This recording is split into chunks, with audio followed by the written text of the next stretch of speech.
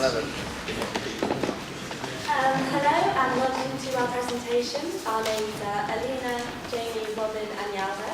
And we were asked by the Royal Society of Arts, Commerce and Manufacturing to explore how social innovation has changed in the 21st century as opposed to the 1700s when the RSA was founded, and how the founder, William Shipley, would act in this social environment. We also looked at social enterprises in the East Midlands as a whole, the language they use and type of projects they engage in, especially looking at the ways they engage young people. I'll be looking at social, technological, environmental, economic and political conditions, basically doing a deep analysis of how the RSA was when it was founded in 1754 in London, and how the RSA, or the conditions in the RSA is right now in the East Midlands. Starting with the 18th century analysis is based in London because those were the headquarters. With the social conditions were great social inequalities and wealth inequalities, stability because of prosperity. It was also a time of great changes because then the ideas of John Locke were gaining prosperity because people were starting to believe in liberty and individual independence. Technological, basically then the printed word started gaining place, so it helped a lot with education. It was also based on a great communication network for that time at least, because with the invention of the mail. Environment wasn't an issue back then, and economically there was a steady and continuous commercial and maritime expansion because of the British Empire. There was growing prosperity, it also means loads of jobs, and there was increasing trade and agriculture. Politically, there was the Union in Scotland, which also brought great economic prosperity. But at the same time, there was a bit of political instability due to the party divisions of Whigs and Tories and uncertainty about the royal succession. Right now, in the East Midlands,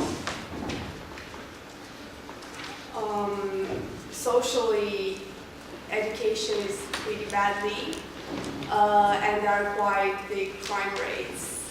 Technologically, on the other side, the internet is helping a lot with education, and East Midlands has really good transport routes. Environmentally, East Midlands is third in pollution rates, but at the same time, it has the third highest rate of recycling. Economically, there is good. The manufacturing industry is going really well, but at the same time, the East Midlands has really small wages compared to the rest of the UK. Politically, there's a problem with migration. The EU debate whether to go out of the EU or stay in. There's the growth of UK, the UK Independence Party, and at the same time, there are times of changes because same-sex marriages are allowed. So basically, this analysis shows that both were times of great change and innovation, and even the negative issues we're currently facing in the East Midlands can be used as opportunities for social enterprise and social innovation. So, what is the future of social enterprise? Since social enterprise is not a standalone sector, it has potential for growth, which comes from interaction with businesses and the government. The way it changes and keeps up with current events and the way it infiltrates established sectors of activity. It will depend on its unique strengths to generate trust, to engage with users, and to operate at low cost, and to identify emerging needs. More specifically, the future of social enterprise is based on its ability to create new ways to do business, to socialize with state and public services, and to emerge as the business expression of social campaign or movements addressing a social need. But at the same time, it should be based on charity or a form of volunteering.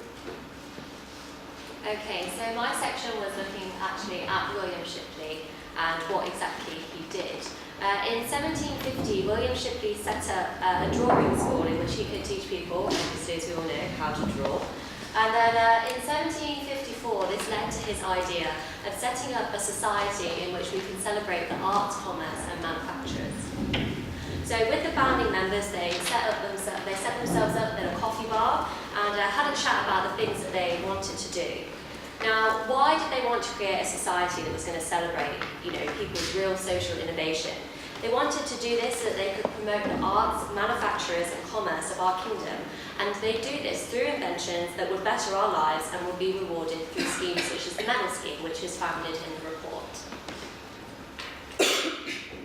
So therefore, how?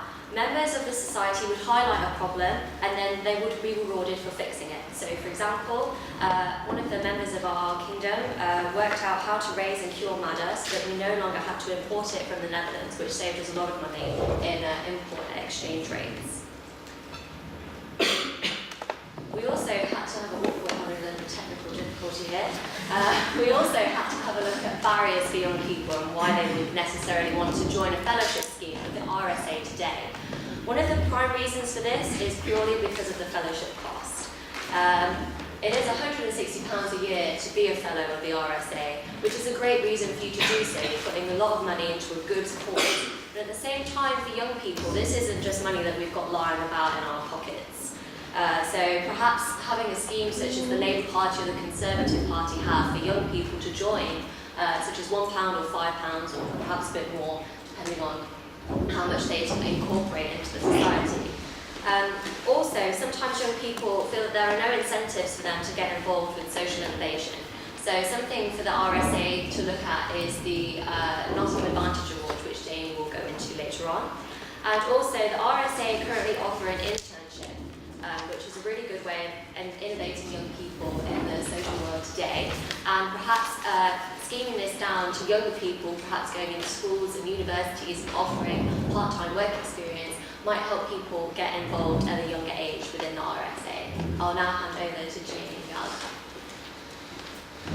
In the second part of our presentation, we were looking at other forms of social enterprise in the East Midlands, but also at a national level. So to start with, we looked at TEDx events. Obviously, TEDx is a national thing, but it also has quite a strong grounding in Nottingham. I looked specifically at TEDx University of Nottingham as well. They have regular events. The last TEDx talk was on education.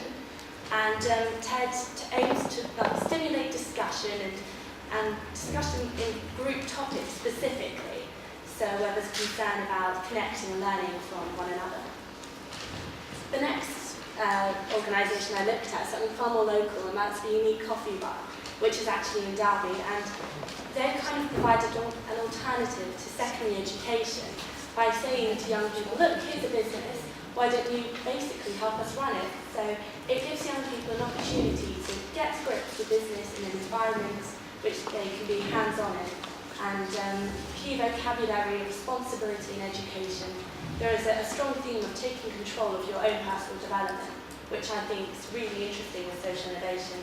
And it's associated with two organisations, the Nottingham County Council and New York's Young People Forum.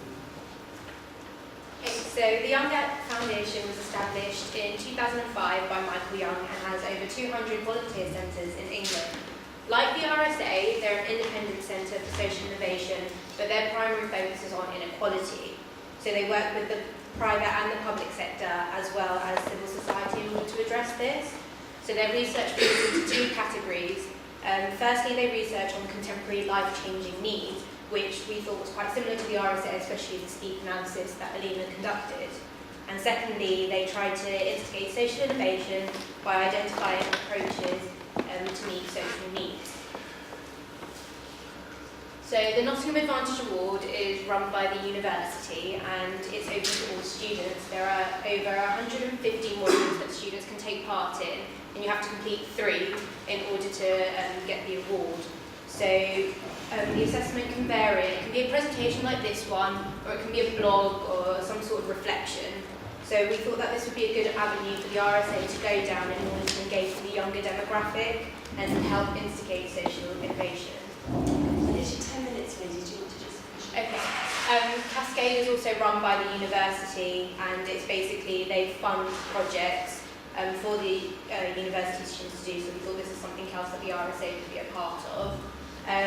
We have also briefly explored a variety of social enterprises and toolboxes in the East Midlands particularly, and we looked at techniques of social innovation and public participation, but we have put them in detail in our report, and we weren't going to talk about them anyway.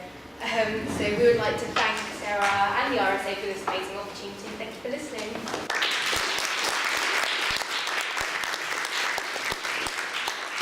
Thanks very much, well done. Any questions? Yeah, so it's really useful present. We were just saying when it came on that present and value things we were seasick, but that was done really, really well. So, if you had to sell the benefits of joining the RSA to somebody in your peer group, what would you say? How would you encourage them to do it? I think the idea of kind of like learning outside of academia is something really important, and I think especially because what we're all interested in now is getting jobs, it's showing that just getting grades isn't enough. You have to have an element of learning through life and life-wide experience, and RSA is all about that, and it's something that I really admire and I really try and use in my everyday life. I just think it's for a young person, it's a society where you look at it and you think, that actually looks really interesting. Sometimes you get advertisements for things and you sit there in your lecture hall and you think, oh God, why have we come here? Why are you telling us to join? This looks absolutely boring. But when you look at something that the RSA is doing, the debates that they have, the lectures that they have, it's not just about, let's learn about what John Locke thought about the world. You're learning about the changes that need to be made now and that you can be a part of that change. And I think for a young person, that's a really